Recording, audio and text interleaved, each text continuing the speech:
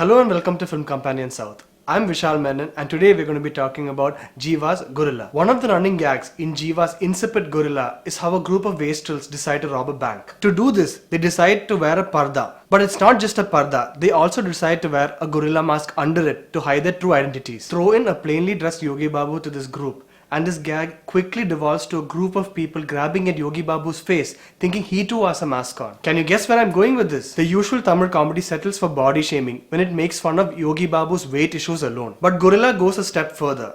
It calls the man a monkey. Quite literally. Now this is the kind of joke I had outgrown even when I was still in my diapers. Now what if I were to tell you that this is one of the film's better jokes? Now when a film is called Gorilla, I didn't think the makers were referring to the film's target audience. What the makers are trying to do is make a film like Steven Soderbergh's Logan Lucky, where a bunch of idiots get together to plan and execute a complex bank heist. But there's nothing that they've done in Gorilla to develop these characters to make them even the tiniest bit interesting. So we see Jiiva playing another role where he's just Jiiva. Sathish is just Sathish. And Shalini Pandey is in yet another film where she falls in love with the wrong kind of guy far too easily. But what's unforgivable is how they throw a Muslim farmer character into this mix. Not only is his character overtly serious for a silly film like this, but they use him from time to time to manufacture sympathy to talk about the plight of farmers in our state. What's worse is how this film suddenly shifts gears from a story about a bunch of selfish pricks trying to make a quick buck to a protest movie trying to bring the entire government on their knees so that it pays heed to the plight of the farmers in our state. But where are those scenes to suggest Jiiva's transformation from a selfish prick